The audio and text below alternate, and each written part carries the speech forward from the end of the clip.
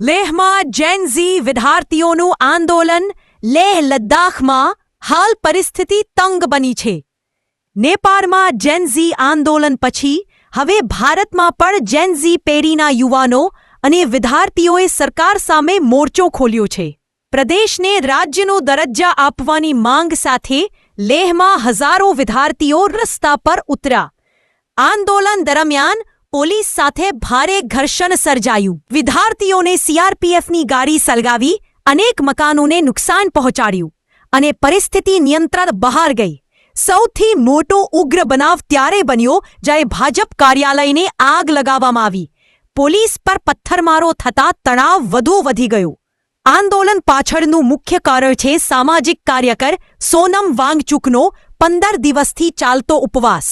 તેમના સમર્થનમાં વિદ્યાર્થીઓને આંદોલનને વેગ આપ્યો છે. વિદ્યાર્થીઓએ સરકાર સમક્ષ 4 મુખ્ય માંગો રજૂ કરી છે. લદ્દાખને રાજ્યનો દરજ્જો મળે. 6ઠ્ઠી અનુસૂચિ હેઠળ લદ્દાખને સામેલ કરવામાં આવે. પર્યાવરણની સુરક્ષા માટે ખાસ નીતિ બનાવાય. સ્થાનિક યુવાનોને રોજગારમાં પ્રથમ પ્રાથમિકતા અપાય. હાલમાં સમગ્ર લેહ શહેરમાં સુરક્ષા વ્યવસ્થા કડક કરી દેવામાં આવી છે અને પરિસ્થિતિ કાબૂમાં લેવા પોલીસ સીઆરપીએફ દળો તહેનાત કરાયા છે. આંદોલન ઝડપથી રાષ્ટ્રીય રાજનીતિમાં ચર્ચાનું કેન્દ્ર બન્યું છે અને આવતા દિવસોમાં પરિસ્થિતિ વધુ ગરમાઈ શકે છે.